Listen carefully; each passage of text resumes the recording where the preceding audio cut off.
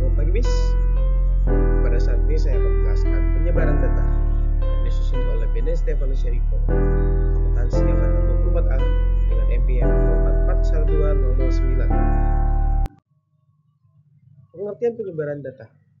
Ukuran penyebaran data adalah metode statistik yang digunakan untuk menggambarkan sejauh mana nilai-nilai dalam satu set data tersebar dari nilai pusatnya, seperti mean atau rata-rata. Ukuran ini menggambarkan tingkat variasi, keragaman, atau deviasi dari nilai-nilai data terhadap pusatnya. Fungsi penyebaran data dibagi menjadi 3. Yang pertama, mengetahui variasi dalam suatu kumpulan data. Yang kedua, membantu dalam pengambilan keputusan berdasarkan data. Yang ketiga, menentukan tingkat kepercayaan suatu analisis statistik. Jenis-jenis ukuran penyebaran data dibagi menjadi 4. Yang pertama, rentang atau range. 2. Jarak antar kuartil atau interquartile range atau IQR. Yang ketiga, simpangan rata-rata atau mean deviation. Yang keempat, simpangan baku atau standard deviation. Jenis-jenis ukuran penyebaran data. Dan selanjutnya ada 5. Variance atau variance. Yang keenam, koefisien variasi atau coefficient of variation atau bisa kita sebut sebagai CV. Rentang atau range. Rentang adalah ukuran penyebaran yang paling sederhana. Rentang diperoleh dengan mengurangkan nilai maksimum dengan nilai minimum dalam kumpulan data yang dihitung dengan rumus R sama dengan X max dikurang X min. Sebagai contoh, jika nilai tertinggi dalam data adalah 90 dan nilai terendahnya adalah 50, maka jangkauan data tersebut adalah 90 dikurang 50 menjadi 40. Jarak antar kuartil atau interquartile range atau IQR. IQR digunakan untuk mengukur sebaran data pada bagian tengah, yaitu antara kuartil pertama atau Q1 dan kuartil ketiga adalah Q2. Ukuran ini lebih tahan terhadap nilai-nilai ekstrim karena hanya mempertimbangkan data nilai tengah distribusi dengan rumus IQR sama dengan Q3 dikurang Q1. Sebagai contoh, jika Q1 sama dengan 22 juta dan Q3 adalah 35 juta, maka 35 juta dikurang 22 juta hasilnya adalah 13 juta. Simpangan rata-rata atau mean deviation. Simpangan rata-rata adalah rata-rata dari nilai absolut selisih setiap data terhadap nilai tengah, bisa mean atau median. Ukuran ini memberikan gambaran umum tentang seberapa jauh data menyimpang dari pusat. Rumusnya adalah simpangan rata-rata adalah sigma xi atau dikurang rata-rata dibagi jumlah data. Simpangan baku standard deviation. Simpangan baku atau standard deviation adalah ukuran penyebaran yang paling umum digunakan dalam statistika ekonomi karena menyertakan semua n.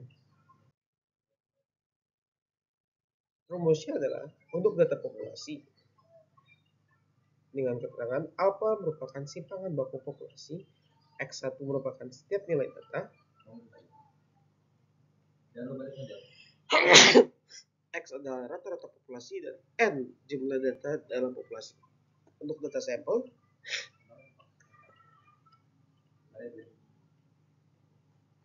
seperti yang telah dijelaskan oleh PPT.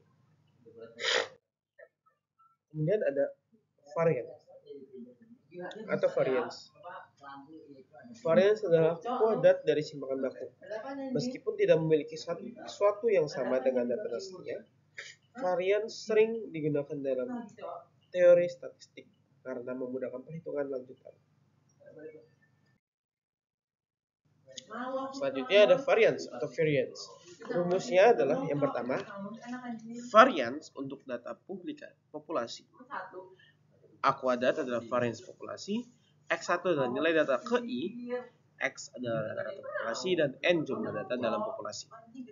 Variance untuk data sampel seperti yang telah dijelaskan oleh PPT, yaitu S kuadrat adalah variance sampel, XI adalah nilai data cos I, X besar adalah rata-rata sampel, N jumlah data, dan N dikurang 1 adalah derajat kebebasan.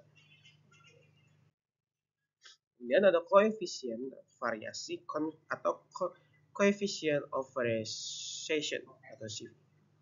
Koefisien variasi adalah ukuran relatif dari penyebaran data, yaitu perbandingan antara simpangan baku dan rata-rata dinyatakan dalam persen. CV sangat berguna untuk membandingkan variasi antar kelompok dengan satuan berbeda. Koefisien variasi rumusnya adalah CV sama dengan standar deviasi dibagi rata-rata dikali 100%. Contohnya, jika rata-rata pendapatan adalah 50 juta dan standar deviasi adalah 5 juta, maka 5 juta dibagi 50 juta dikali 100%, maka hasilnya adalah 10%. Aplikasi ukuran penyebaran dalam ekonomi. Yang pertama, analisis ketimpangan pendapatan.